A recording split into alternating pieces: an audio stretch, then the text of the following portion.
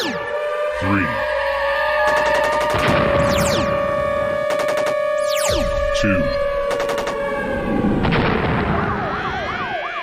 1.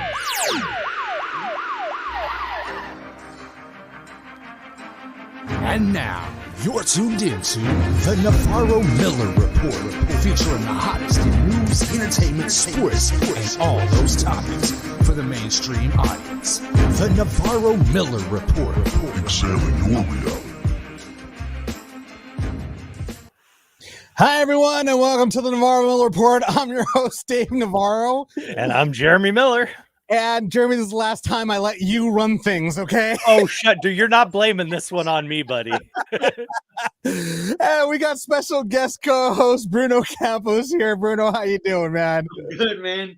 Glad to finally be on. Oh, my God. That was, sorry for all of you. We were having some technical difficulties. I blame Jeremy for everything, really. I mean, I'm used to it. That's just what I do. That's just, when in doubt, blame Jeremy. That's all I do. So, oh my God, it's glad to have everybody joining us on the stream today. We just wonderful to have you here, Bruno. Bruno's actually a friend of mine I've known for a very long time. He's an MMA fighter, so he can kick everyone's ass, including mine. He's also an actor and a cancer survivor, man. So, pleasure to have you here, brother. Thank you, bro. Been a long time overdue, huh? We've been talking about this for a while now. Hey, man, I was going off of your schedule, so that's where I was going on that one.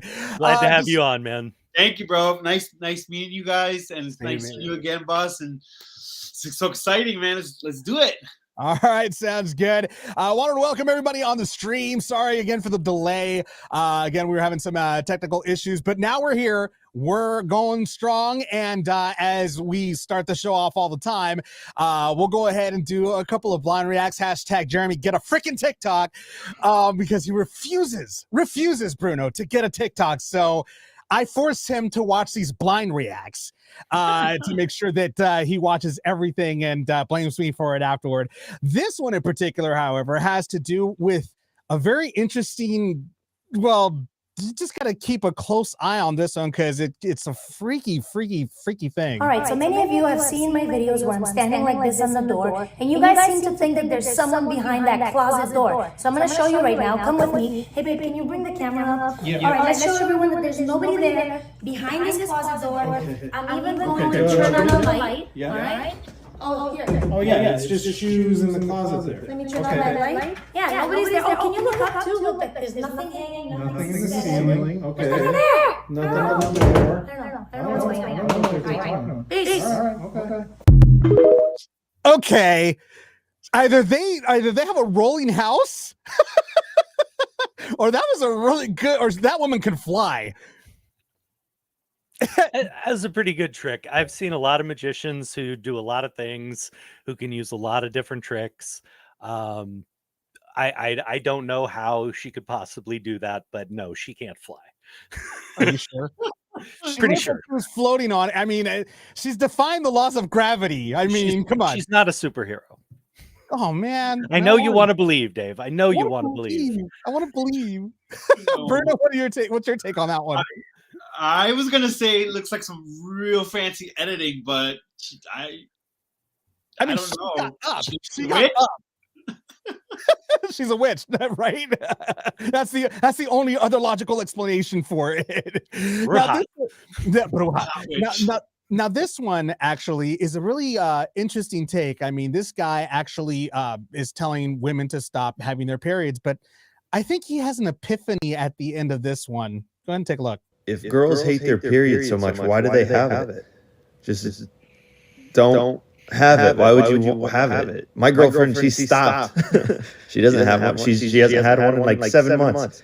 So it's definitely doable. I mean, like a side effect, she is getting like a little big, but doesn't mean there's not more to love. I mean, it's not like she's pregnant.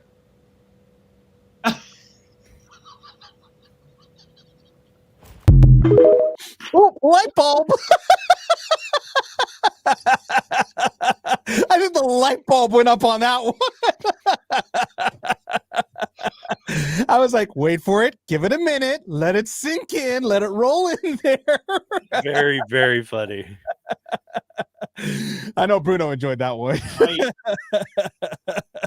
I don't appreciate the scripted ones because I want to believe that there are people that are not really That stupid. Yeah, like, oh, I told her to stop and she just stopped. Like, okay.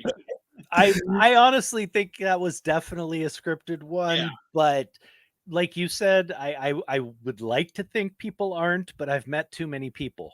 So probably out there. If that was real, that was a legitimate, like, that was amazing. Like, if that was real, if it was real. I doubt it, if it was real. We got JC kind of telling this one actually is for you here. And he says, you know, Jeremy, hope Joni never pulls that on you, broski. No, Joni and I are done. My kids are grown, out of the house. We know I love children, but no, we are not starting from scratch. hey, you never know. Oh no, it would be the second coming. It would be a miracle. Well, this last one right here, this gentleman actually took a prank to the next level. I mean, you really have to actually go all out for this one. I mean, this one, it's not bad. Take a look. Oh.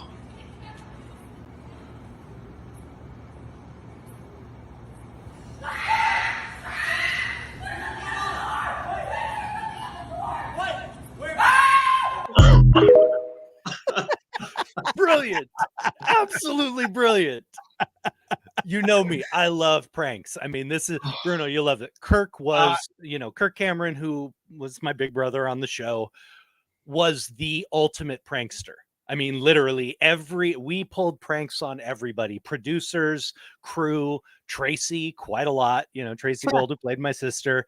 Kirk was the ultimate prankster, to the point that our producers, our cast, and our entire crew got together with America's Funniest Home Videos and pranked him. America's Funniest Home Videos stole his car. He was getting it worked on. They convinced him to take it into the shop, and they stole his car from the shop with the shop, and everybody was on board, and then called him to tell him his car had been stolen, and that they then later retrieved it. They brought out this, I think he had an Accord at the time. They brought out this stripped Accord that was the same model as his. They even put a picture of his family on the dashboard where he kept it to make it look like it. Like, I love pranks.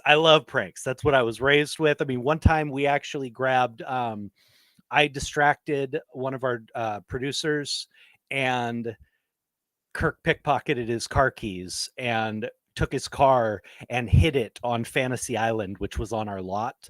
He hid it in the jungle of Fantasy Island that was on our lot, and then left him a scavenger hunt of notes all across the studio to try and find his car.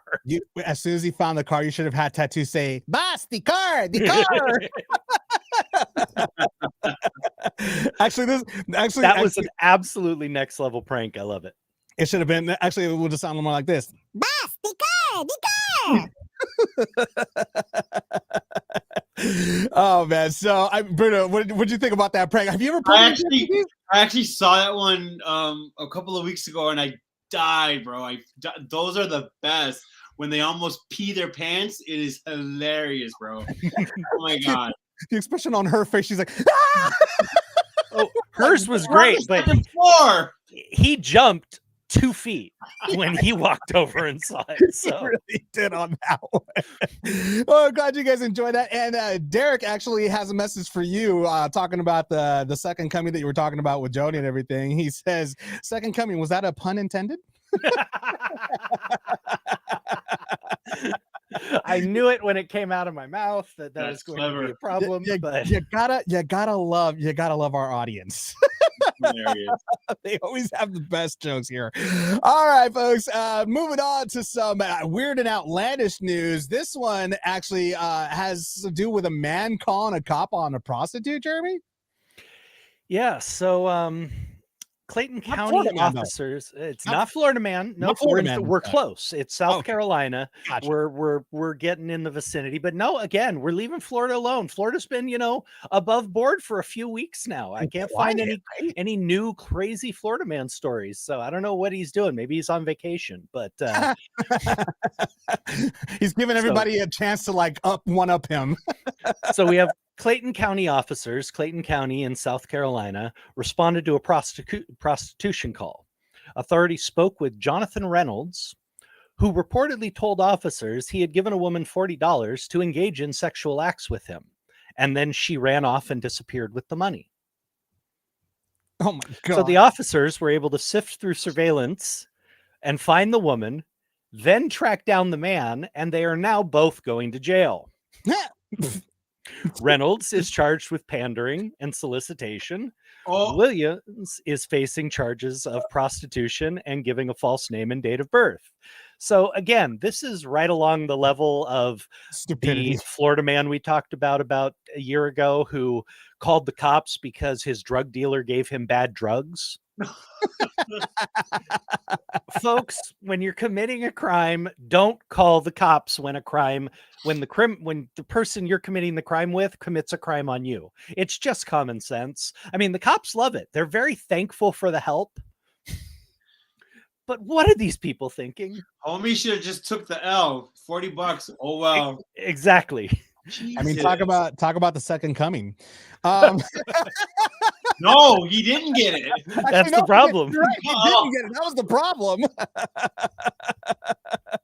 Oh my God, that's too much. My brain is just all over. I think more of these guys need to watch the show. We can give them tips. I know. Not a good idea. Take the L, walk away. Just please, it's $40. It's $40. You'll be okay. It's man, that's a cheap prostitute though. It's a cheap lesson to learn. Jesus criminy. We got other JC actually had a story that he wanted to share, a bizarre story, basically saying I sent Jeremy and Dave a really bizarre story about a school bus driver who asked her students for gas money at a gas station, and when she did get it, she ordered them all off the bus 3 miles from the nearest student's home. Wow. JC, I didn't see that. I would have definitely brought that up. That's insane. And if I was one of those parents, that bus driver would have a problem. Oh, it would have been on like Donkey Kong. I mean, well, Bruno, you're a parent as well, right? Yeah, but I'm trying to figure out why she's asking for gas money.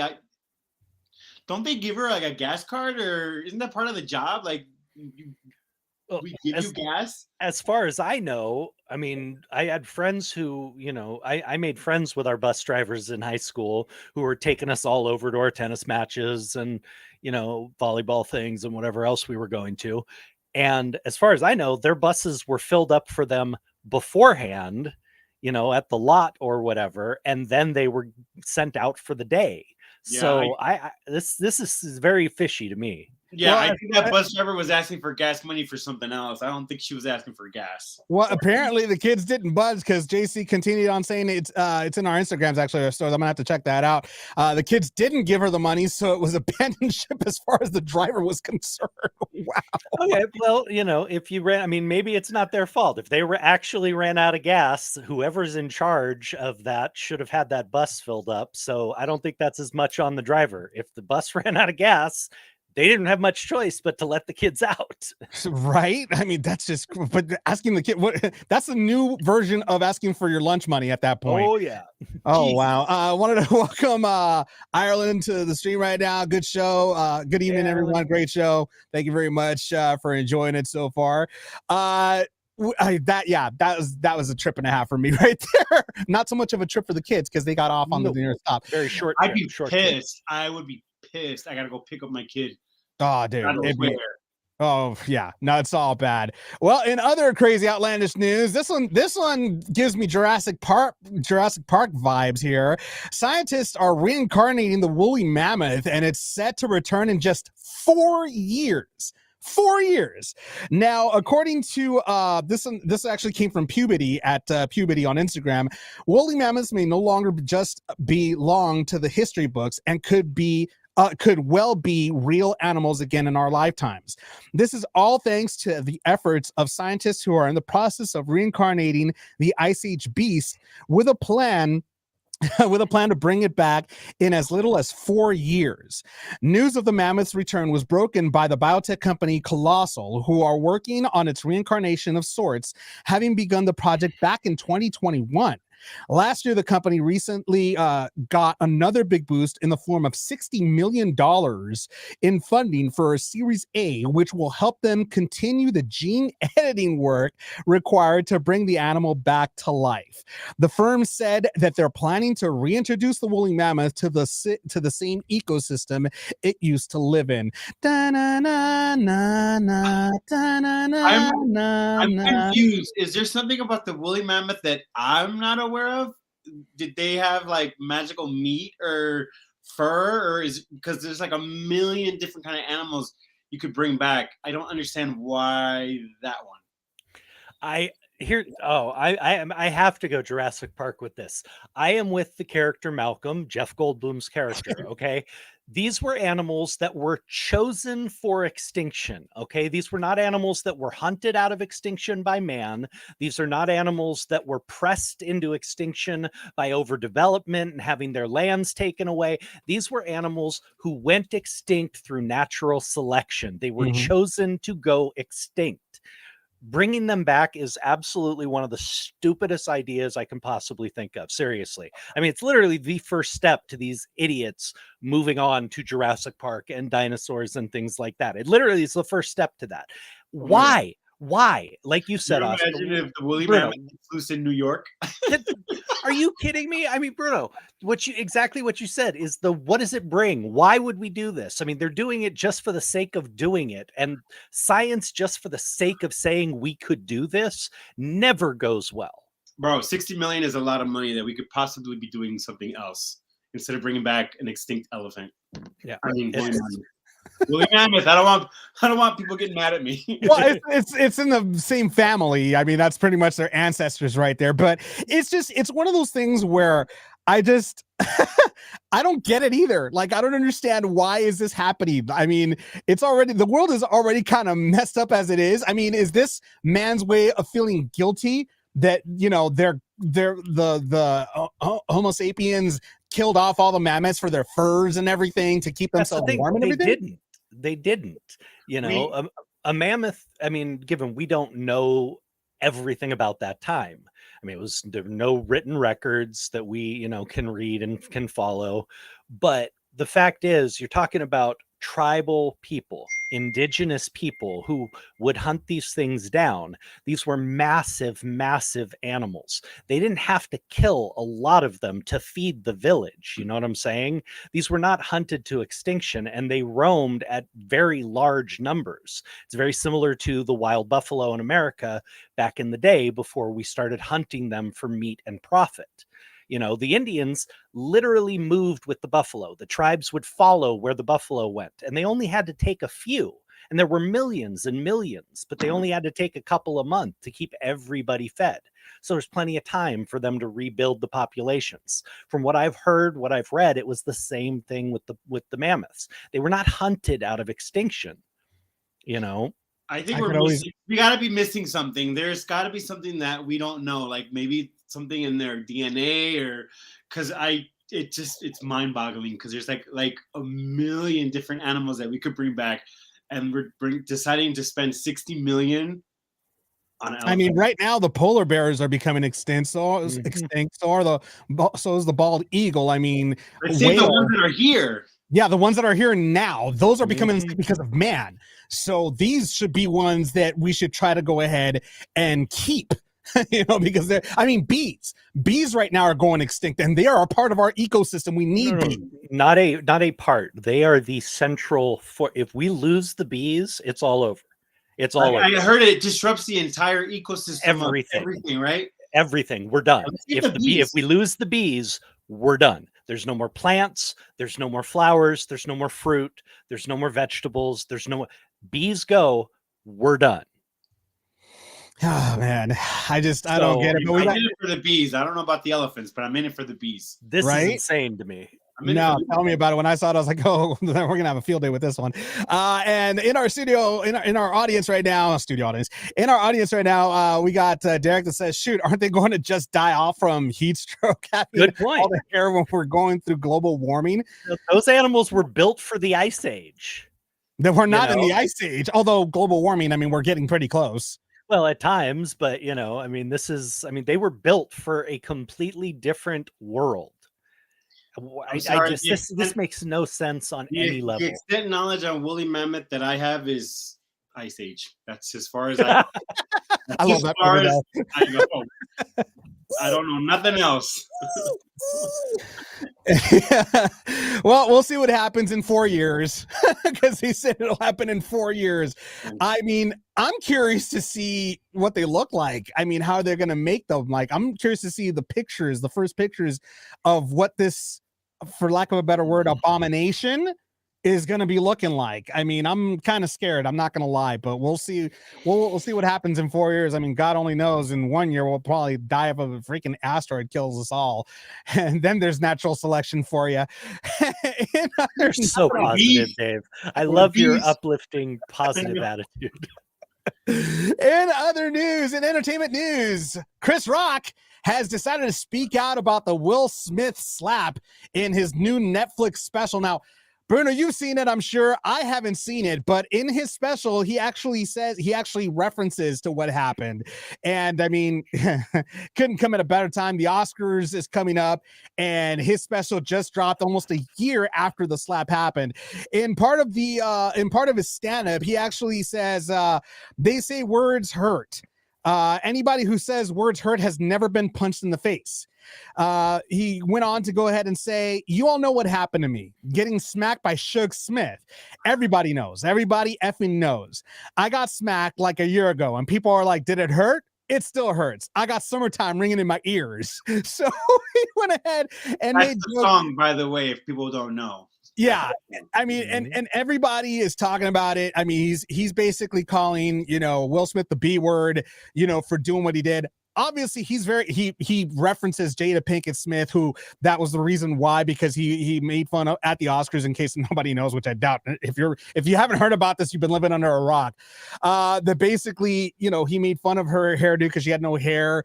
Will Smith got up, smacked him in the face live on television. It's something that everybody was talking about for the longest time. So now Chris Rock is crying all the way to the bank because everybody's tuning in to this Netflix special just to watch and just to see what he has to say about this whole ordeal. Now, Bruno, you watched the special. How was it? It was really good. He addressed it at the very end, and whatever he was feeling, he let you know. He said it. And then he had a lot of haters telling him, "Oh my God, it's been a year. Let it go. Like, just forgive and forget or whatever." And then it's like, no, he has kept his mouth shut. He hasn't said anything. And then he decides to talk about it on his special. You know what? You smacked me. You got to do your apologies. You got to tell your business. You got to do everything you wanted. Now it's my time. Mm-hmm. This is how I feel. This is what you did. And if you don't like it, don't be punching people in the face. I mean, it happened on a global platform. Like, come on. And if he wants to talk about it, let him talk about it. He has kept his mouth shut for a whole year, and now he's speaking out, and it's his time. And if he wants to talk about it, I think he has every right to. See, I'm with you on that completely. Once you lay your hands on somebody like that in a public forum, this is not a private affair anymore, and you humiliated another human being, you emasculated them in front of the world. Chris has got every right to go after him in any way he wants in his comedy special, absolutely. I'm really interested to see it because I want to like it. Okay, I really do. But I've also talked to a lot of people, and I've read a few reports as well. I've heard good and bad, but I've read a lot of reports that say Chris is falling into the same trap a lot of comedians do as they get older, and they're turning into the angry, grumpy old man. And he, it's just a take I heard on it. I also heard people who said they really enjoyed it, I'm not talking about him talking about Chris. I mean, the whole special. Yeah. They were talking about it. Just, he sounded, I think one guy said, it sounded like the old guy standing on, his front lawn yelling at kids to get off. He's just grumpy and pissed and not as funny and cutting edge as he once was. So I'm hoping that's not the case. I really want to see it. I want to laugh my butt off like I have at almost every Chris Rock special. I mean, I've been watching Chris since his very first special. I love the guy. So I'm really interested in seeing it. But when it comes to the Will Smith stuff, no, whatever happens, Will had coming to him. I'm sorry.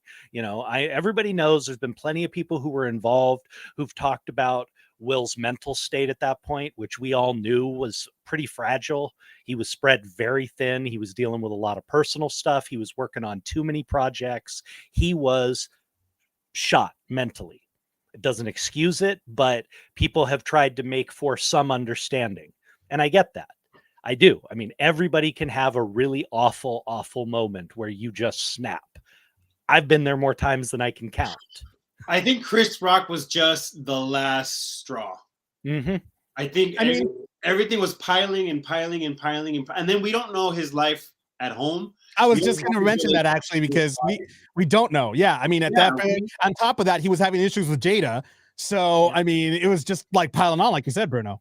And then you don't even know, like, I mean, honestly, bro, like that whole situation with that if you're married, that stuff stays in your house. You don't go on a red table and then discuss it and then have everyone give an opinion. And then the aftermath is people telling you, like he said, like Chris Rock said, oh, you're a B, you're a B, you're a B, you're a B. Those were the reactions that he got. So he's getting all this retribution from all the stuff that he's been doing. And then Chris Rock goes and makes fun of his wife.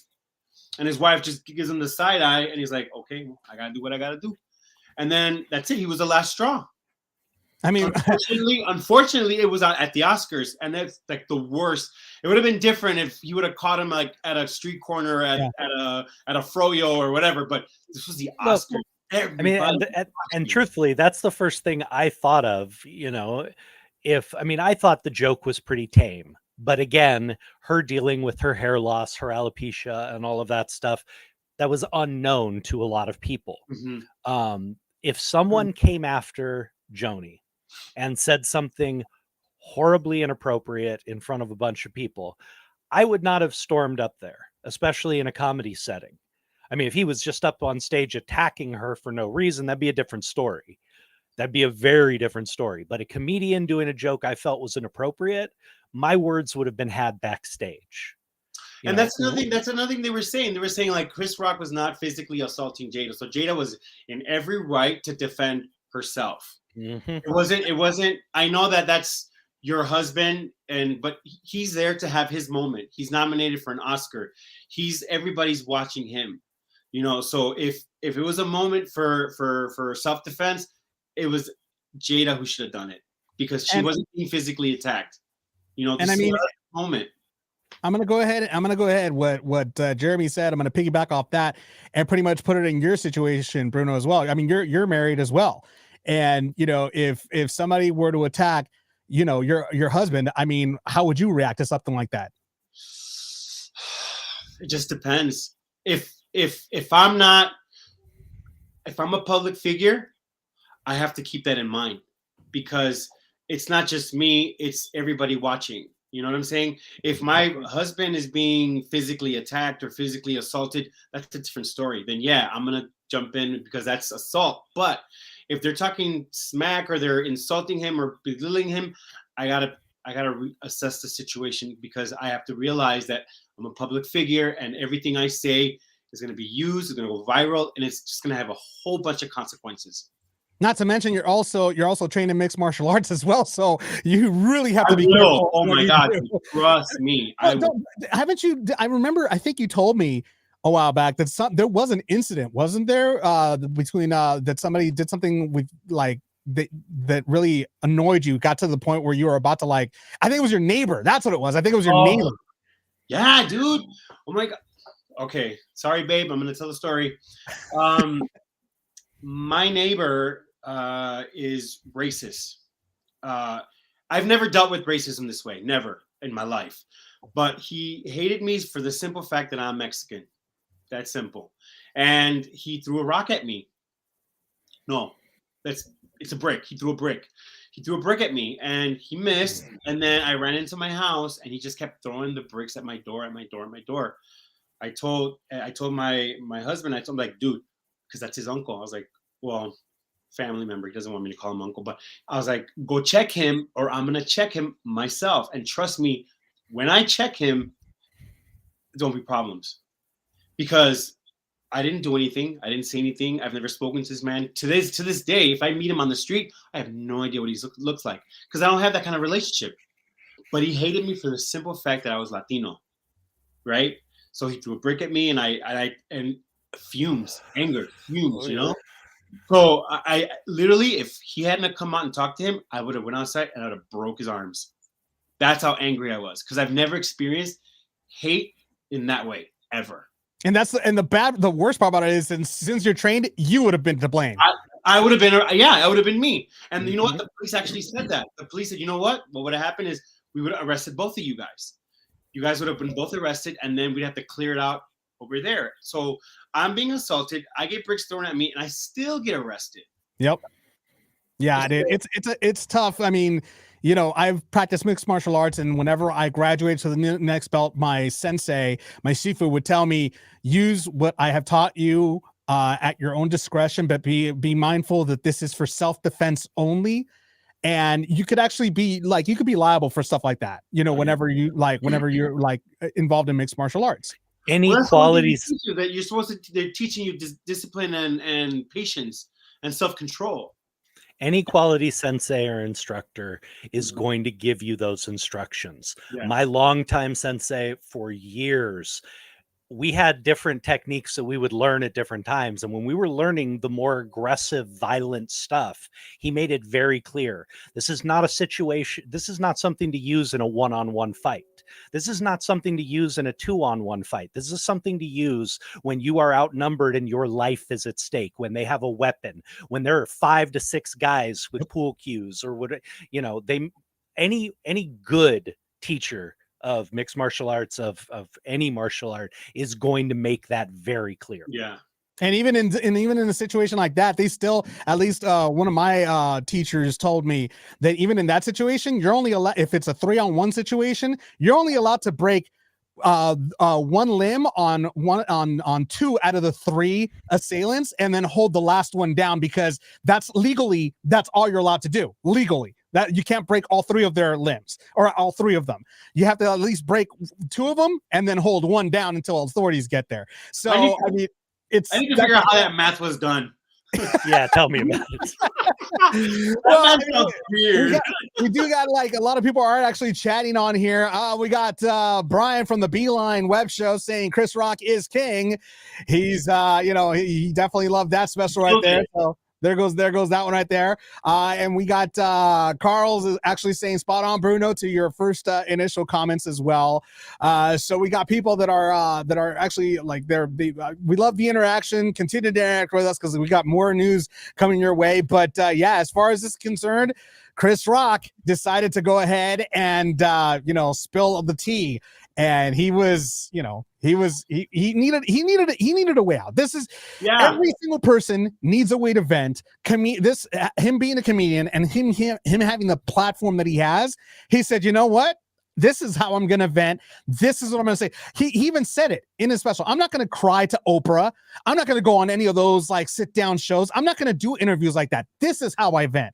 This is how I let out my frustrations and how I let what I want to say out through comedy and through everybody. You know what the funny thing is? You punched me on a globally televised show. You better believe I'm going to make money, because when that happened, his ticket sales, boom. Oh yeah. Skyrocketed. Yeah. Skyrocketed. And any stand-up comedian will tell you, especially the best of the best, they use that stage as their therapy. Okay. Most stand-up comedians are tortured people. I mean, that's the ones who have been truly great. If you go down the line, most of them have a lot of demons they're dealing with. And that stage is therapy. Getting up there and being able to laugh about these things that have tortured them is therapy. It's cathartic, So it's anybody who thought this wasn't going to happen, you were being extremely naive. Yeah. And Oh, yeah. this is absolutely what Chris should have done.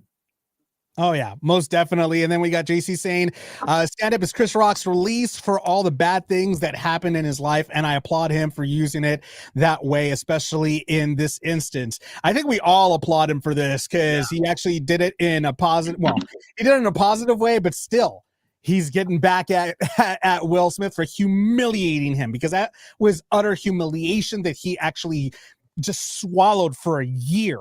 He just had that in him for a year. And I'm sure his wheels were turned like, okay, he pissed me off. He humiliated me in front of millions. Let's see how I could use this to my advantage and get back at him for this. So I think this is the best revenge, in my opinion, that Chris Rock used. So Jeremy, you're gonna love it. It's classic Chris. It's classic Chris Rock. I've been watching Chris Rock forever also. And when I saw it last night, it was classic. The same. Awesome. I mean, the comedy, bro, like times are evolving. The evolution is technology, blah, blah, millennial. It's a lot of stuff. So a lot of the people are going to find it like, it's grumpy old man on the porch. But you know what? His comedy is also evolving. But he is classic Chris Rock. He is hilarious.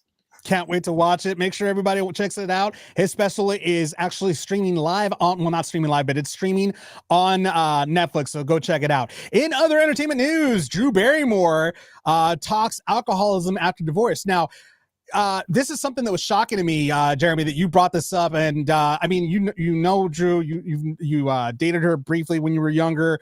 And this hits, I'm sure this hits close to home to you, actually. Well, it does. I mean, being an alcoholic in recovery, this always hits home. And I don't like seeing anybody stumble. But the truth is, in recovery, stumbles are often a part of the process. They don't have to be. I've known many people who got sober, you know, the first time and have stayed sober 25, 30, 40 years. But that's not the usual story. It's not my story. I've gotten sober and I've screwed up and I've stumbled and I've thankfully never fallen back off the cliff full into my alcoholism, but I've had my moments where I've stumbled as well. But apparently in 2016, after Drew's divorce from Will Koppelman, she couldn't deal. And unfortunately, she was dealing with depression, and she felt like she had failed her children, you know, by getting divorced, and it was too much for her to handle. And she went back to the bottle after having been sober for an extreme. I mean, she entered rehab for the first time at 13 years old, you know, and had been doing incredibly well for, I don't know if she had any stumbles in between there. They weren't really made public or talked about, but she was doing really well. She had a lot of years of sobriety. I mean, obviously her own production company, you know, movies, producing, everything someone in the entertainment industry could want. And you know, she stumbled. I've been through a divorce, and it's hard. It's real hard. It takes a toll on your body physically, emotionally. And then I get it. She has kids and she feels like she failed her kids. I have a daughter. It's just the worst feeling. And then I can't even imagine like the stress that she has. A part of being, you know, she's a mother, a wife, an actress, a production company, like having all of that. And then all the stress hitting you at the same time. And then you still have to put on a face and then live your life like nothing's wrong. And then you go home and then, you know, she's battling demons with her alcoholism and she's trying to fight it. I get it. It's hard. And it's part of the process. Yeah, she's going to stumble, but I promise you, I mean, if she really wants to quit, she'll get the strength to do it again, stop, and continue to move forward. Because she's very strong. I mean, for someone who went into rehab at 13, that had to be rough. That had to be rough. I mean, her mom didn't help matters. I mean, okay, we can get into all the parent bashing and stuff, but the truth is, no, it didn't. I mean, she was doing her mom's coke, you know, but that was also at 9 years old, because she was who she was. She'd go to a club or a bar for a publicity thing and they'd give her drinks if she asked for it. Okay. I mean, thankfully at that age, that stuff does not happen as often anymore. I mean, no one would have handed me a drink at that young age, although given they did it at 12, so it wasn't that much later. But again, apparently it got so bad for her that her longtime therapist basically told her, if you won't stop drinking, I can't work with you anymore. And that was her first eye-opening moment, because this is somebody who's been a very huge part of her life for a very long time. But even she admitted that that wasn't enough to get her sober. She was still battling it. And what really helped her was she got the offer for her new show, the Drew Barrymore show that she's doing, this talk show she does. And she realized that I can't do a show of that level, that's that intense, that's that involved, that I am literally the creator, the producer, the everything on. I can't do that while I'm in the bottle. And she started doing the work again, and she got sober. More props to her. Yeah, God bless you, Drew, for doing it, because it is harder to get sober than it is to stay sober. That is one of the cliches of recovery, but it is so freaking true. It's a lot easier to fight through that one moment of weakness than it is to try and battle that monkey on your back. And truthfully, the way I've always tried to look at it, this is why there's no one's ever recovered. No alcoholic, no addict. You are never recovered, because it's never done. Okay. It's a process of recovery. The analogy that's been used in recovery for a long time is, my addiction is that 500-pound gorilla in the corner doing push-ups, getting stronger, waiting for my weak moment. That's why you got to stay vigilant. That's why you got to keep working. And whether you work a program, whether you're working with a therapist, whatever you're doing that helps you stay sober, you got to keep doing it. It's something I'm going to still be doing 20 years from now, 30 years from now, 40 years from now, if I'm still alive. I'm still going to be doing that work if I want to give myself the best chance at staying sober. No doubt. And we got Ireland actually commending you guys. Finally glad you guys are up and going. So that's always I mean, like, it's true. I mean, it's good to see that, we all go through hardships. We all go through these things. I mean, unfortunately, I'm celebrating a very unfortunate anniversary today. My mother's passing today. And 7 years today. And one of the biggest fears that my mom had for me was that I was going to kill myself, because that's how close I was to her. And I basically told her, I was like, why would I go ahead and, why would I go ahead and diminish your legacy, your memory, by destroying my life, the life that you gave?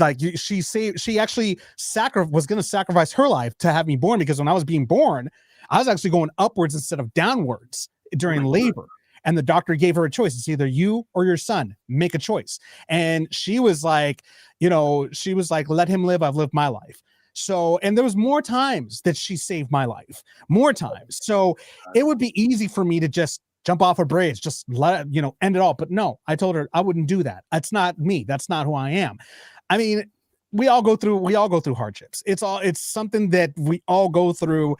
But, being an addict, it's something that's always haunting you. It's always there. Like you said, Jeremy, it's like the gorilla is just getting stronger and stronger, and just, making itself, just waiting for the opportunity to just strike again. So I commend you, Jeremy, and Drew, for the struggles that you guys go to all the time, because it's a disease.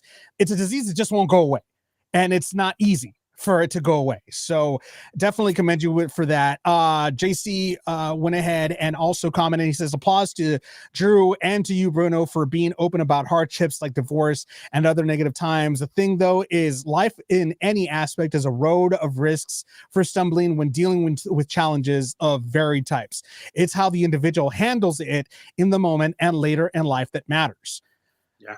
JC, it's a really good point. That's one of the things we talk about in recovery all the time. The substance, the addiction is not the issue. It's a symptom of the issue. It's our screwed up way of dealing with the issue. But taking away the drug or the alcohol, the issue's still there, and you have to keep working at that, or else you never get better. You will go back to the drug or the drink or whatever it is. That's just the case. I mean, there's been so many people who, I'm going to do it on willpower and I'm going to do this. And there've been people who've been able to. There's a famous story in recovery about a businessman who was just drinking his business right into the ground. And we're talking about like a Fortune 500 company. And he made the decision that he was going to get sober and he was going to stay sober as long as he was working. And he did. Another 20 something years, this man stayed sober. And from the time he retired, he only lived another 6 months or so, because he started drinking like the next day. Working. After he stopped working, he started drinking damn near the next day. Wow. And they said he was basically in a bathrobe and his slippers with a bottle, drinking himself to death within weeks. Wow. That's how insidious addiction is. If you don't deal with the issues that cause it, that drive you to it, then you never will get better. Wow. Well, again, it's in a sense, it's also shocking because Drew, she's just such a beautiful person. I love, I see her and I have this sense that she's just a wonderful person, a wonderful human being, a wonderful mother. She's got so much. She has a wonderful, wonderful spirit. You can just see it anytime. Anytime I've seen her in the years since her and I knew each other as kids, she's always been just the sweetest, warmest person to everybody. She has an amazing spirit and soul. She's a giver. She's a lover. She's, out there for everybody. And that comes across. I've seen some of the episodes on the Santa Clarita Diet. That's what she's on, right? Yeah, that's one of the ones that she's on. I've seen a little bit, but it wasn't until she started her talk show. I love that she's on it because she's more. If you feel like, wow, she's a beautiful person. Like you see her as who she is. You know what I'm saying? It's like, wow, okay. Now, if you would have told me she had a drinking problem and I've never seen her on a talk show, I'm like, oh well, that's just another actress, I guess, struggling. I hope they get better. But seeing her on her talk show and then you telling me that she's going through that, I feel so bad for her because you could tell she's a genuine heart. She's a beautiful person, and I really like her. I really, really like her. When I watch her on her talk show, I'm like, oh my god, she's so nice. She's like not this neighbor, but maybe this neighbor. But she, I'd sit down on the couch and talk to her. No, she's really wonderful. I still think she's I still find her very attractive. I find her very sexy as well. She's got this look about it. I was like, wow, you're really, you still got that sexiness, that sexiness that never goes away, don't you, Drew? She's still got it. So, I'm so happy that she's found a really cool outlet in her talk show that basically allows her to just have fun and just enjoy life the way seems like she's always wanted to. And I think in part also Adam Sandler has been a great outlet for her as well in having her be his love interest in a lot of his movies. I think that saved her life too.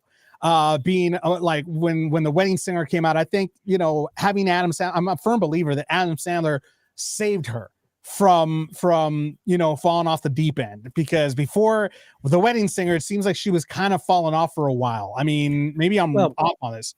She was doing her own thing, and while I don't know what the who hired who aspect of Wedding Singer is, I can tell you that 50 First Dates was her production company, not his. And that was a good movie. Love that film. Love that movie. I'll tell you a quick story. My mother-in-law and my father-in-law, who are extremely conservative. I've said this before. My father-in-law makes John Lithgow's character in Footloose look like a wild man. Jeez. They sat down to watch that film with us. And my mother-in-law made it to the scene where the walrus puked on the woman and literally stood up, walked out of the room, and did not come back in till the movie was done.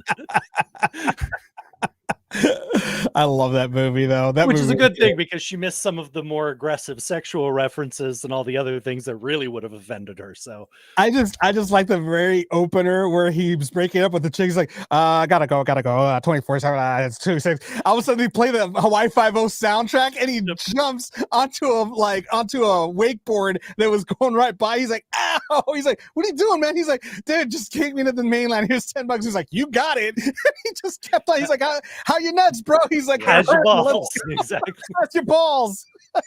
I love that scene. Killing me. Yeah, no, it's a great scene. The whole film is hysterical, but I believe, I could be mistaken, but I believe that was her production company that put that together. So that wasn't his baby. That was hers, if I'm not mistaken. So they've had a real great collaboration. Every 10 years, it seems that every 10 years they do a movie together. Yeah, they've had a wonderful collaboration. I think she was already doing enough of her own stuff. I think the projects with Adam really helped relaunch her comedy career. Well, they did a great job, and again, from what I heard, it seems that her and Adam are going to link up again. They're just looking for the right project to link up again. But yeah, she actually mentioned in an interview that they are looking for a new project to do together.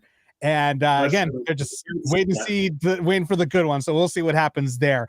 In other entertainment news, Bruce Willis's wife pleads to the photogs to basically let him be. She went on social media and she basically had a message for all the paparazzi.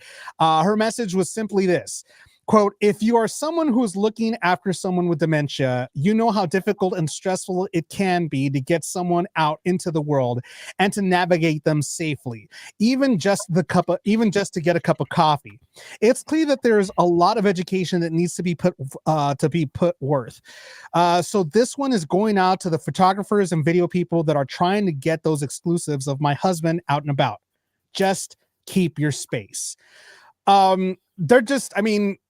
It's sad what Bruce Willis is going through. It's even sadder that his family has to, go through this with him and have to, because I take care of someone who's disabled as well, my father. And it's not easy. It's definitely not easy. The older they get, it's very difficult to take care of them. And Bruce Willis is suffering dementia. That's someone that's basically, they're losing their memories. They have to consistently be reminded. They can't be left alone because they could forget of where they're going. So having paparazzi ask this person questions and all this stuff, it takes a toll on the person, on the patient, and just the mindset. I mean, it's difficult. It's difficult. I mean, the family's going through enough as it is. Come on, give these people a chance. I mean, Jeremy, as a celebrity, as an actor, I mean, this is something that needs to be dealt with. I mean, especially with somebody that's going through dementia. I wish I could say I was surprised. I really do, but I'm not at all, because the paparazzi, the majority of the paparazzi are scum. I know a lot of good paparazzi, people who are respectful, people who are good at their job and can do it being respectful without shoving their way into your car to get that snap, or shoving in between your loved ones to get that picture, or what, all the things they do. I mean, is it any wonder? I mean, Alec Baldwin gets a lot of crap for punching out photographers. You come near my newborn all aggressive like those guys did, you'll be lucky if you're only getting punched. Okay. I mean, that's they have been out of control for a very, very long time. Let me give you a quick analogy. My friend Dee Dee Sorvino was Paul Sorvino's wife. I didn't know Paul very well. I only met him once. I didn't know Dee Dee. I had never met her, but I was invited to a charity event at the Hollywood Bowl that apparently Paul was very passionate about. Classical music was a big passion of his. And there was a foundation, the Jose Iturbe Foundation, that sponsored new up and coming artists and classical musicians. And they were honoring him at this dinner. Now, he had only passed just it was within a week. And Dee Dee, his wife, still showed up. Now, she was shattered. I mean, she just lost the love of her life, and she was a shattered woman, but she still went to honor him. And they got us all together. The paparazzi would not leave her alone. I had to get involved. I almost got physical with one of the cameramen because I saw what they were doing to her. And the one thing she asked was, I will be in the photos. I don't want to be photographed, but I'll be in the photos. Just don't stick me in the middle and the front. You know, let me be in the back where I can feel a little more covered and comfortable. And these assholes, There it is, kept walking up and grabbing her by the arm and dragging her to the middle of the picture every time. I finally had enough. After like the second guy did it, I walked over, I said, come here, hon. And I brought her. I didn't even know her. I have protective instincts. It's just very much ingrained in me. I can't see that kind of thing. And she certainly was not in a mental capacity to be able to deal with that. So I just came over, I kind of put my arm around her. I said, come here, come sit with me, come stand with me in the photo. And I brought her around to the back. And these guys tried to push through us and grab her and drag her back to the front. And I told them flat out, I said, don't touch her again. I said, she's standing here for the photo. And it's just, you know, I actually walked away and had a conversation with the guy because I didn't want to blow it up in front of everybody. And I basically told him, don't do it again, or we're going to have a very big problem. And Dee Dee we ended up talking, and she was very thankful that I did that for her. And she invited us the very next night to Paul's memorial. And I was so honored to get to go to that and be there with her.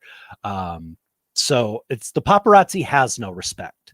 You know, they're doing their job. And unfortunately, the fact is the best shot, the risque shot, the whatever shot that they're trying to push the boundaries to get is what's going to make them the most money. It's a horrible business. Unfortunately, we're living in a time where paparazzis are competing with everybody because everybody has a phone, everybody has a camera. So these paparazzis have to be extra aggressive because they have to beat out the regular people who have their cameras. Like, look what just happened with Kobe's wife. She had to sue the people that are supposed to serve and protect us. And they're the ones who exploited her situation. You see what I'm saying? It's like if they're doing it, imagine what people the paparazzis are getting the shots that people want. Unfortunately, you know, that's why the fire department or the police department took those snapshots of Kobe and then leaked them out because that's what people want to see. It's disturbing. It is disgusting. That's what people want to see, but you know, that's who the paparazzis are competing with. So now the paparazzis, before they were just competing within each other, but now they're competing with everybody who has a phone. And it's only gotten worse. It's insane. It's absolutely insane. And to be honest, I mean, you know, I think, in my opinion, that celebrities, actors, artists, musical athletes, everybody that their privacy is invaded by these paparazzis, or their personal space is invaded by these paparazzis, should come together and create some sort of a union and go, you know, see if they could talk to their local congressman, state, senate, whatever, and create a law that paparazzis can only be at a certain distance. If they violate that, then they're in violation of that said law. Something's got to be done, because I mean, this goes back to Princess Diana. Yeah. Paparazzi were following her, causing her to crash and die because of the paparazzi, like all over her. I mean, this is ridiculous. This is getting out of hand, and these people need to be held accountable. These photographers need to be held accountable for this. It is. And there's a line, and that's the problem, is that too many of these people are willing to cross that line to get the shot that's going to make them the most money and make them successful. I think the problem is because the paparazzis feel like, well, they chose this life. This is what comes with being famous and a celebrity. And to some extent, I agree. You know, you want to be a movie star, you have to take the good and the bad. But there has to be a line, because these actors, they're human. We're human. And we understand that we give up a lot of our anonymity, but we still should have some kind of I mean, that's what social media is for. You want to know what I'm doing? Follow me on social media. You don't gotta be hiding in my bushes. You don't gotta be taking pictures of me in my, it just doesn't make any sense. It's so disgusting how aggressive they can be. No, that's all it is. I gave up a lot of my privacy, being on the show. And believe me, it bothered me at times, but the benefits far outweighed that. I was lucky in that most of the people I dealt with were respectful. They didn't cross the line. And that goes for fans as well as paparazzi and, everybody like that. They didn't push those boundaries. So that is a normal, accepted risk of being a celebrity or being in the business. But once you cross that line into invading privacy, Dave's heard the story a million times. I once had a fan who grabbed me by the arm at 14 years old and started dragging me across an amusement park to go get a photo with her daughter. What? Okay, that's crossing a line, especially because I had already said yes and was more than happy to walk with her over to her daughter. It's insane. But we got crossed the line. We got Derek. Derek brings up a really good point. If athletes get paid for likeness and sue in situations where it is used without their permission, when can celebrities just do the same? I agree with that. I think celebrities. I do too, especially when they're making money. I agree with it, but the problem is that gets into a lot of the fair use stuff and whatever else. True. And you being out in public for what is considered paparazzi stuff of just everyday daily life, they're not marketing you.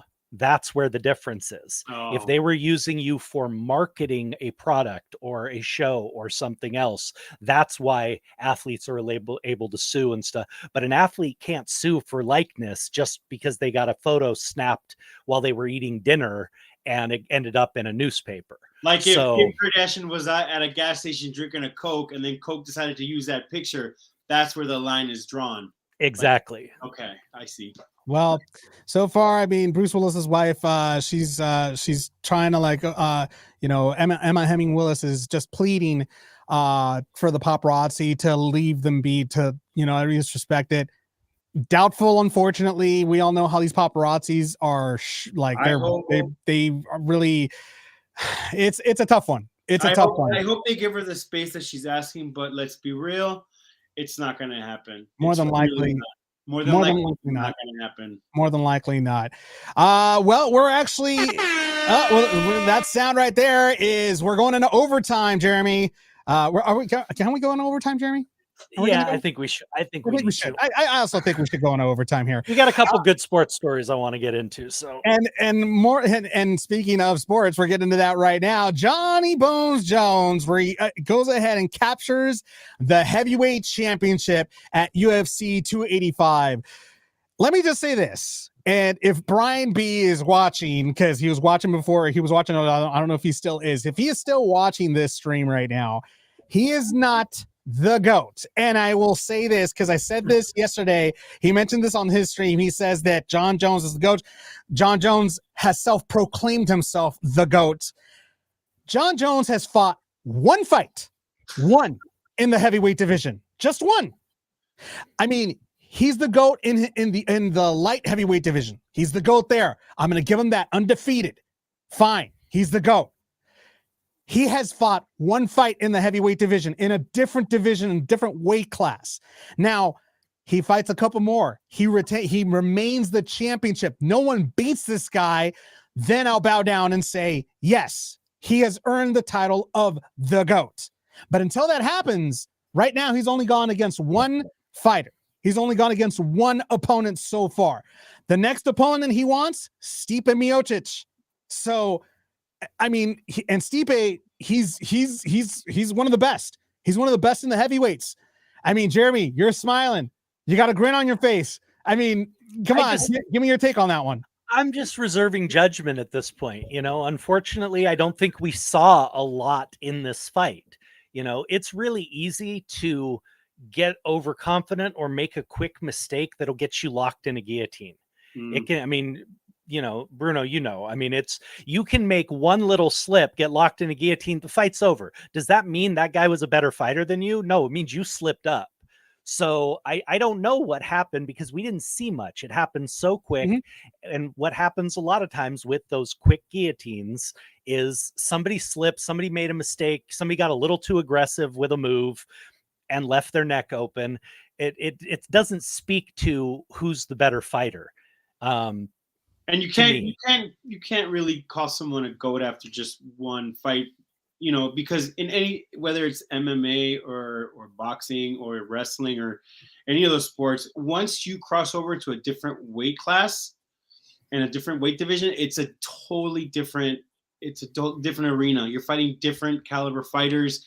They're different styles. They hit harder. They move a little differently. It's way different. And like you just said, you can just make one mistake and then boom, the fight's over. But you have to really fight different types of styles to really find out what kind of fighter you are. And right now, having won and the way he won, you can't self-proclaim yourself a GOAT or call yourself a GOAT. I mean, Saragon, you know, he was one of the top fighters in the heavyweight division in the UFC. He was even angry in the press conference. He was angry at himself. He made a mistake because it was a 2-minute fight. He got caught in those 2 minutes, and boom, there you go. New UFC heavyweight champion, John Jones. I mean, it was that quick, that fast to make him. Give him I say let's do a rematch and see how that goes, because it's I bet you it would be a different fight. He wouldn't make that same mistake, I guess you could say, but I'm telling you, he probably made a mistake. He slipped up. The guy took advantage. 2 minutes, boom, fight's over. But give me a rematch and let's do this again. And I bet you it's a different outcome. See, I would be very interested in seeing that rematch because, again, that's why I'm reserving judgment. I just don't think we learned much about where he is as a fighter in the heavyweight division in 2 minutes, you know. So I'm hoping. I mean, I've always liked John, you know, as a fighter. His personal issues, addiction issues, and everything else aside, I've always liked him as a fighter. So I hope he is successful. I hope he rises to the challenge. I'd like to see it. But I just don't think we found anything out. I don't think a W under those circumstances is, you know, lends a lot of credibility to him at the heavyweight division. I mean, one of the cool parts about UFC 285, they crowned the first ever featherweight division. Alexis Grasso won for the first time, first Mexican in the history of the UFC to win the women's featherweight title, and congratulations to her. I mean, it was a hard fought battle because I mean, and an upset, right? Wasn't she not favored? She was the underdog. Correct. She was the underdog in this, and I mean, you know, with good reason. Savslenko, I can't pronounce her name. Come on, do it, Jeremy. I was gonna try. It won't come out. Former champion, right the there. former champion. I mean, she was tough. She's stronger. I mean, she was pretty much like taking her down over and over again. And you can see it on her face. Alexis, when she grabbed a hold of the rear naked, you can see it in her face. She's like, please just tap, come on, tap. And she was like, rip your neck off. Pulling back. She's like, come on, tap. And eventually she tapped. It was done deal. So an incredible win, an incredible upset by Alexis Grasso. I mean, you know, those are the fights you want to see. Those are the ones you want to see. Mm-hmm. That tells you a lot about who this person is. Yeah. I'll tell you personally, just recently with UFC, I have been a lot more interested and impressed with the female division than I have been with the male division. The parity in the male division has gotten so rampant that we haven't seen any. I just am not seeing the dominant forces like you used to, and I have found the women's game so much more interesting. I feel like the women they showcase their skill and their technique a lot more. I'm gonna be honest. Watching the males fight is they're fast, and then either they're too fast or they're way too long, and they're not enough action for me. When you watch the women, they sit there and they go toe to toe and they'll fight it out. They will fight, and you don't get the same. Sometimes you do, but I don't pay for those fights anymore. The last time I paid, the fight was like 30 seconds, and then I'm like, I'm not doing that no more. Well, Bruno, I'm going to go ahead and pose a question to you, seeing as you have been a professional fighter, boxer, MMA fighter.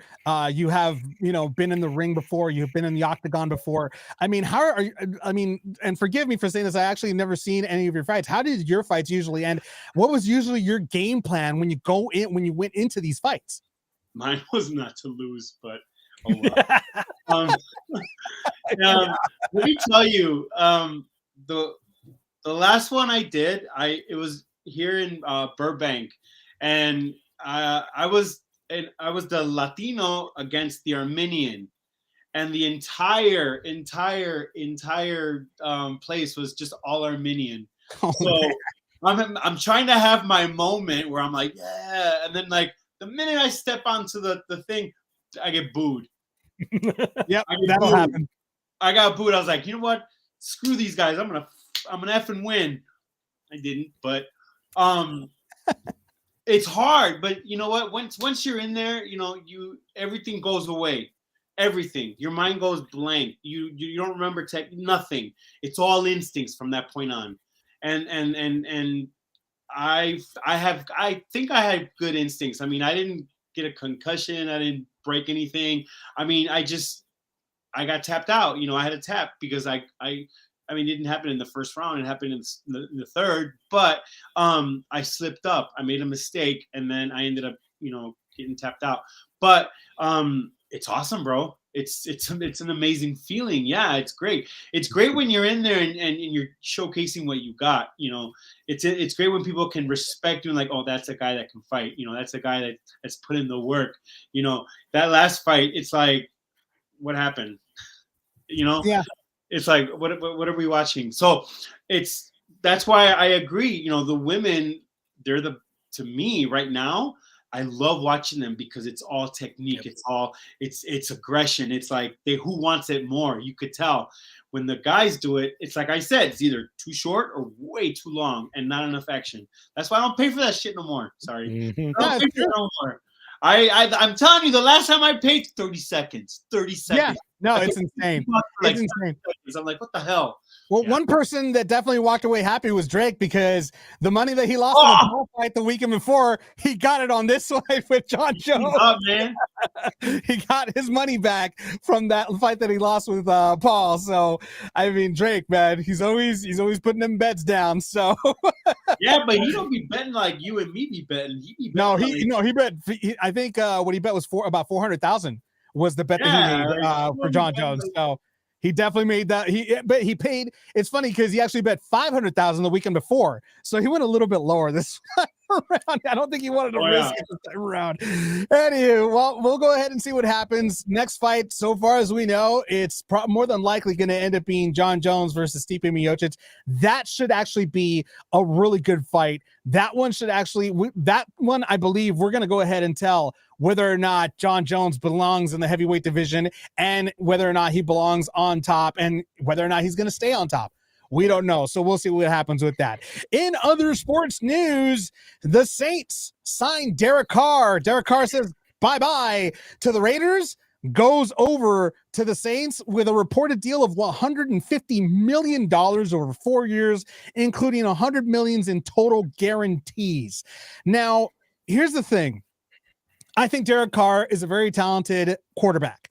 I think that, his talents were, I guess, they weren't utilized precisely with the team that he had with the Raiders. I think maybe he might actually do better with the Saints. I may be off in thinking this, but the Saints, they have a really good team, and I think they might be able to build around them in this whole thing. I mean, Bruno, do you watch football? No. Okay. He's like, hey, honesty, I love it. Talk to me about MMA. I'm there. Football, not so much. You could have tried to half-ass it. No, that's the way to do it. No, I do not. I think Bruno's more shocked at the amount of money that he's getting right Bro, now. no, and you know what? I respect it. I respect it. If you're worth that much money, then show me. You know what I'm saying? But I'm not mad at it. Like if homie's getting paid that much, it's because he's obviously good, right? I mean, and if I work hard and but bro, I didn't make that much money in my fight, but I did all right. You know, I got paid 11 G's, right? And bro, right now at 45, I will take 11 G's for an ass kicking. Right now, best believe. Heck yeah. But, hey, you know what I'm saying? If bro, that's a lot of money. 150. I'll take an ass kicking for $100. I need the money. No, just playing. Bro, give me 150 million. I'll play some killer ass football for real. There you go. There you go. But Jeremy, I mean, your thoughts on this deal. My thing with Derek Carr is, he's a very talented quarterback. He always has been. But I put him more in the workman quarterback class. He reminds me, given he probably has a little bit better skill set, but he reminds me of a Trent Dilfer, those kind of guys. And as we saw, Trent Dilfer won a Super Bowl. He got the right team around him with Baltimore. Incredible defense, good running game. He didn't have to be the hero. He could rely on everybody else. His job was to not make mistakes, and he did it well. I see Carr more in that kind of a light. If he can command that much money, hey, awesome. But is he a Lamar Jackson, a Patrick Mahomes? Is he one of those guys? No, he's not. He does not have that game-changing ability. He's not that kind of quarterback. So I don't know. I don't know how beneficial this could be if they build around him properly and give him enough tools to where, he doesn't have to be the hero every week. I think he could be really successful. But if they're planning on leaning on him every week to win the game, that's a lot of pressure for somebody. I don't see him leading them to the promised land. I mean, the Saints did need a good QB. They lost their coach, they lost their QB. They needed some sort of change in their team. So Derek Carr could be that change that they need. We'll just have to see when the season starts, because there's a lot of right now it's off season, it's the combine, and there's a lot of different shuffles going around. I mean, there was even a rumor, and this is a rumor, and God, I hope it's a rumor, that sources are saying that Tom Brady might be looking towards Miami to come back out of retirement and go to Miami. I hope to God that's not true. It's like, dude, retire. Just let it go. I really hope. How old is he already? I believe he's my age. I believe him and I are the same age. I believe he's like 45 or 46 at this point. If I'm wrong, I'm only a couple years old. I think he's at least 43 at this point. Bro, I don't know how. Listen, props to that man that he can football at 45. Bro, I can't even do squats at the gym without screaming for my knees. It cost him his marriage. Let it go. Just let it go. It's already cost you your marriage and everything. Huh? How much did he make though? Oh, he'll command a $30 million a year contract minimum. So and they'll give it to him. It's insane amounts. I mean, he can command a huge amount of money still, even though he's half the quarterback he used to be. So, I mean, I can't blame the guy for going after, but it's not like he needs it. He's been a smart businessman. He's already got hundreds of millions of dollars plus business ventures on the side. Look, this is one thing I've always said. You just said it cost him his marriage. I don't understand that. Like, look, I'm a football player. I'm an athlete. This is what requires for me to be that. I need to be in the gym. I need to work out. I need to be at the games. And then there's post stuff. And this is the life that I have. This is the life that I've created for myself. Then, okay, you get a wife. The wife has to understand that. Has to. There's no compromise. Like, this is my life. This is how I make my money. Well, I don't know what happened in their marriage, and I don't know what happened, but that's how it is. There's no compromise. Well, that's the thing. She did for a very, very long time. He retired, came back, and then came back, and she was not having it. She was not having it. That's where that came from. She was like, okay. no, you were done. We were finally done with this. I've made my sacrifices. I can't do it anymore. Yeah. That was kind of her attitude. And I understood that. No, that I understand. Yeah, that I get. Because, dude, you just quit. Why the hell are you going back? It's You know, I it's think not it's just the money. I think Brady's just afraid to like die out in obscurity. But the thing is, he is one of the greatest quarterbacks. He's not going to be obscure ever. He's Ever. like in the I don't know. NFL history books as one of the greatest quarterbacks that was ever in the NFL. I don't know football, but I know that. Mhm. But Yeah. I also know when you're that guy, you don't just sit down and retire. You can't. Yeah. And no, it's hard to turn off. We've Hard to talked about turn that off. many, many times, especially we've talked about that with fighters. I mean, that's why so many fighters go so far past where they should. That's why it's Mayweather hard. does exhibition matches. I was just going to mention he was just in an exhibition. You just can't stop. Yeah, he was just in an exhibition match the same night as the Paul brother as the Paul fight. He just did one too. I mean, it's like Mike Tyson. Mike Tyson going back and fighting again at his age. He still did it again because it's just something that you can't take it. You can't shake. Fighters fight, football players play football. I mean, it's a warrior mentality, and you don't just turn that off.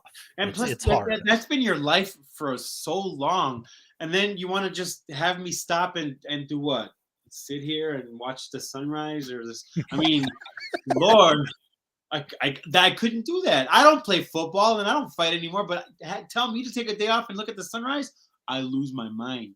Yeah, that's very true. JC actually made a good point of this. Said Saints needed a Hail Mary, and time will tell if Carr is that in the end. That's a good very analogy. true.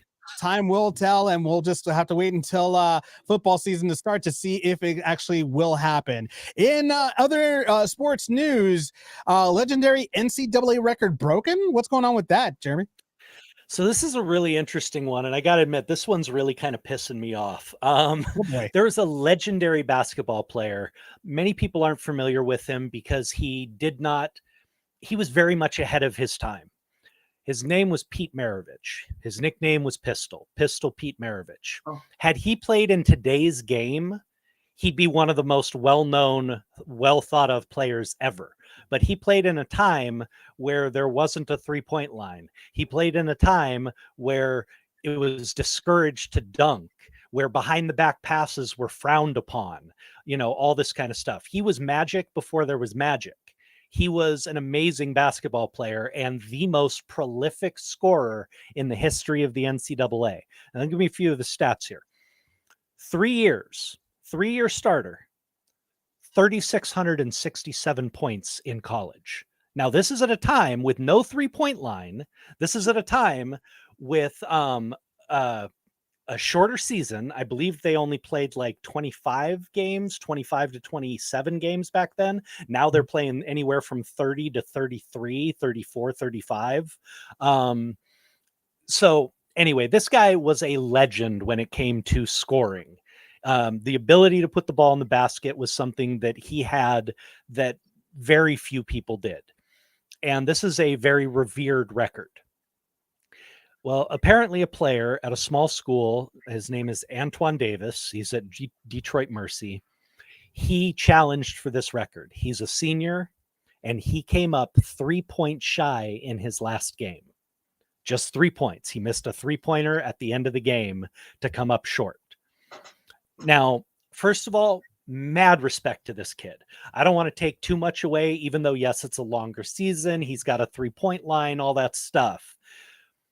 It's an amazing accomplishment. But what pisses me off is his school, who only went 14-19, losing record, horrible year for a basketball team, are considering accepting some like fourth tier after tournament to try and get him the record. What? Now that pisses me off. Okay. Look, I know things change over the years. I mean, when Maris broke the record for Babe Ruth, he was playing in, I think it was 10 more games than Babe Ruth played, or 18 more games than Babe Ruth played. Things change. The sport changes. You can't not alter that. But finding some obscure tournament that doesn't matter, that never existed, and shouldn't even be played because you can't field a field of even 12 teams that have winning records when everybody else is playing in the main tournaments. So they're literally, I mean, to me, they're shitting on the record if they let him do this. It's an atrocity. It's This kinda like man did it. him. Yeah, it's a slap in the face. It really is. And to the sport itself. To me, it is. If they go ahead and do this, it's a travesty. It really is. And if they do it, I think this is one of the few times there should be an asterisk in that record book because it's BS. This is not a tournament of champions. This is not a team that earned its way to the postseason by being good. They're hoping to beg and pay their way into some smaller tournament so that he can break this legendary record. And I think that's pretty cheese dick. I mean, that's just as. What does the school get? I never understood that. What does the school get when they have that title? Prestige, maybe, I guess. They can say our player, had the NCAA record for scoring. Other than that, they don't get a single thing. And they're going to spend hard-earned money. You have to buy your way into these smaller nothing tournaments. They're going to spend. I'm sorry to cut you off here, Jeremy, but doesn't alumni also, besides the prestige, but I mean, doesn't alumni also tend to pay a little bit extra to that department if their school usually wins? If they're successful as a school in a sport, usually, yes, you'll get more donors to that sport or to the athletics department. But at a small school like this, with one player in a losing season breaking a record, well, which he's not, he's almost breaking a record, you're not going to drum up any more money from your donors. You're not going to, your school is not winning. You're not doing anything that will inspire them to make you better. That's so insane. I don't get it. I think it's a travesty. I don't like it at all. If they go ahead and do this, I think the record is null and void, in my opinion. He didn't get the record. So I hate to be that guy about it because I'm hearing all those old sports writers who were so biased for Babe Ruth, who, shit on Roger Maris's record for so long. And I don't want to be that guy, but this feels disingenuous. This feels like you're manipulating the system to get it. And he didn't really earn it then. I mean, I'll give you another, just to tell you, Pete Maravich averaged 46 points a game one season in college, 46 points a game. No other player has ever even come freaking close.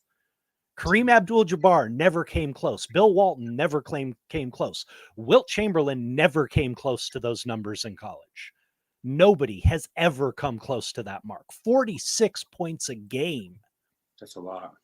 That's a lot. Guys are voted the best player of the year, averaging 26. Jesus Christ. He scored 46 points a game one season. He is the greatest scorer in the history of NCAA basketball, hands down. So to have his record be broken illegitimately, in my opinion, would be a travesty. Well, you're not alone. I mean, we got Derek right here saying NCAA should say, sorry, not going to count. So that's one right there. JC's also saying, Jeremy Miller, I'm with you on this. The school is making a disrespectful, boneheaded move for sake of possible glory, even if the record was guaranteed happenstance. Here's hoping that the NCAA does the right thing. Derek also continued on with another comment saying that is why I'm not a big fan of records based on totals. Should be based on averages. So, I think a lot of people agree with that one as well, Derek. So Absolutely. Here's hoping that the NCAA does the right thing, but we'll just have to wait and see. That's the news. In case you haven't heard it, thank you so much for being on the Navarro-Miller Report. Bruno, thank you so much for being here with us, man. I mean, you got some projects going on yourself, don't you? Yeah. Well, right now we're in production. We're filming a movie, and we start filming on the 24th. I've been working with a choreographer because I have a pretty intense fight scene. Nice. I don't think I can say anything about it, so we'll just have to wait and No, see. no. I'm also Don't want to get you in trouble. I'm also producing. We were about to start production on our podcast also, and then a documentary, but all this stuff started happening, so we had to put it in the back burner. But we are going to be starting that up pretty soon. And then I also want to say that we're going to be starting Beat Tech Studios here in LA. So in Chicago, they just started a filming production company in Chicago, and they're going to branch out here in LA. And that's going to be part of my project also. So I talked to Dave about that for a little bit. And what else? I think that's it right now. Nice. Awesome. Nice. Congrats, man. Well, congratulations on everything, Bruno. How can people stalk you on social media? Okay, well, I'm on Instagram at BrunoG0504. And I'm on Facebook still. But you know what? Let me give you my TikTok instead. Bruno Campos 96. Bruno G Campos 96. That's my TikTok. I'm only on Instagram and TikTok. Facebook, I'm only on there for my friends from high school, and that's it. Because we're old enough to be on there. Well, that's awesome. Well, man, it was a pleasure having you on the show. Finally, it was a little bumpy start at the very beginning, but happy that you were able to like stick it here with us the entire way. Hopefully, you can come back and visit us again, man. Anytime, boss. You know where I'm at. I don't be doing nothing else. This is my life. Nice. It was nice meeting you, Jeremy. Again, Great man, talking with you, Bruno. Man. I'm just fanboy geeking out right now. Thanks, brother. Right on. And as always, this past weekend I actually didn't get to do it, but every so often you can catch me on TikTok as well. Follow me, my handle's right there at Dave Navarro 1.0. So you could go ahead and listen to some awesome music. I play some really good music. I didn't get a chance to do it this weekend. The fights and everything kind of caught up with me, and kind of wanted to watch that so I could have something to talk to you guys about on Monday's episode. But every so often, subscribe or actually follow me on TikTok. And whenever that live goes on, you can go ahead and click on it, be playing some good music. I also take requests as well, so make sure you get on there, request a song. If I don't have it, I will find it and I'll still play it either way. So make sure you check me out right there as well. And make sure you subscribe to all our channels. We got YouTube. We got, we're on iHeartRadio, the iHeartRadio app. We are on Spotify, Apple Podcasts. Tomorrow, you can go ahead. If you missed today's episode, go ahead and check us out the next day and listen to us on the go. We'll be right there at noon as always. So make sure you check us out. And we will be back here on Friday for another episode of the Navarro-Miller Report. So make sure you check us out at 6 p.m. Pacific Standard Time. Unfortunately, Jeremy will be here because, well, he has to. He can't get rid of me. You know this. You're like, I swear, you're like herpes. Like, just can't get rid of you. Okay, no matter how much I tried. And you burn. No, I'm just playing. I'm Dave Navarro along with this guy right here. I'm John Miller. Make sure you check us out. Thanks again, Bruno Campos, for being on the Navarro-Miller Report. And we will make sure that, I was just going to say, be safe out there. Love each other. Have fun with one another. And we will see you all next time.